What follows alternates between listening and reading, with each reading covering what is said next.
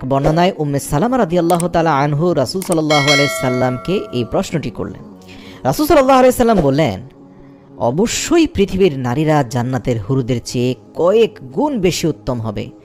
এমনকি দুনিয়ার নারীদের চেহারার দিকে তাকিয়ে কোনো স্বামী তার চোখ ফেরাতে পারবে না।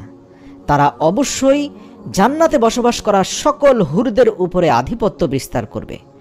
যেমনটা পোশাকের বাইরের আস্তরণ ভিতরের আস্তরণের চেয়ে বেশি সুন্দর।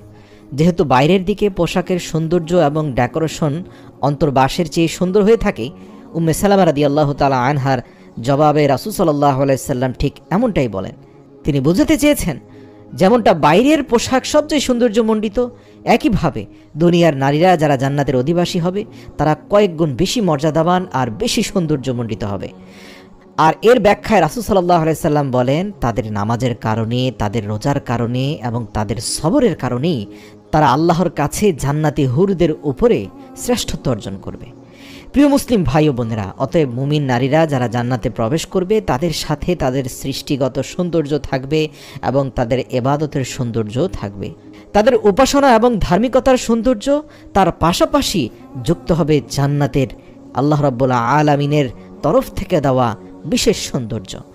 হযরত ইবনে আব্বাস রাদিয়াল্লাহু তাআলা আনহু বলেন, যদি কোনো জান্নাতি হুর আকাশ ও পৃথিবীর মাঝে তার হাতের কবজি দেখায় তাহলে সমগ্র সৃষ্টি তার সৌন্দর্যে মুগ্ধ হবে, এবং যদি সে তার পর্দা বা তার পোশাক দেখায় এটা সূর্যের আলোকেও হার মানাবে, এবং যদি সে তার চেহারা উন্মোচন করে তবে এর সৌন্দর্য আকাশ ও পৃথিবীর মধ্যবর্তী সব কিছুকে আলোকিত করবে। সুবহানাল্লাহ। তাই নারী ও পুরুষ যেই হোক না কেন, জান্নাতে আমাদের সৌন্দর্য এই পৃথিবীর চেয়ে বেশি হবে এবং আমরা সবাই এই পৃথিবীর চেহারার চেয়ে বেশি সুন্দর চেহারার অধিকারী হব ইনশাআল্লাহ। শুধু সৌন্দর্যই নয়, জান্নাতে আমাদের শরীরের কার্যকারিতাও আলাদা হবে। আল্লাহ রাসূল সাল্লাল্লাহু আলাইহি সাল্লাম বলেন, জান্নাতের লোকেরা খাবে ও পান করবে, কিন্তু তাদের কখনো সর্দি হবে না অথবা তাদের বিশ্রাম করার প্রয়োজন হবে না। সেখানে তাদের খাবার হজম করা বা প্রস্রাব করার প্রয়োজন হবে না। তাই জান্নাতে আমাদের মল ত্যাগের প্রয়োজন হবে না, প্রস্রাবের প্রয়োজন হবে না, নাকে কোনো সর্দি বা ময়লা থাকবে না, নারীদের মাসিক বা পিরিয়ডের কোনো ঝামেলা থাকবে না। তাহলে প্রশ্ন জাগে, খাবার ও পানীয় কিভাবে বের হবে? এখানে আমাদের মনে রাখতে হবে জান্নাতের মেকানিজম এবং পদ্ধতি অনেক আলাদা।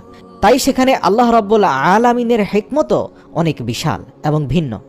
রাসূল সাল্লাল্লাহু আলাইহি সাল্লাম বলেছেন, জান্নাতে আমাদের খাবার এবং পানীয় ঘামের মাধ্যমে আমাদের শরীর থেকে মেশক আম্বরের চেয়েও অধিক তীব্র সুগন্ধির আকার হয়ে শরীর থেকে বের হয়ে যাবে। সুবহানাল্লাহ, যা আমাদেরকে আল্লাহর প্রশংসা করতে অনুপ্রাণিত করবে।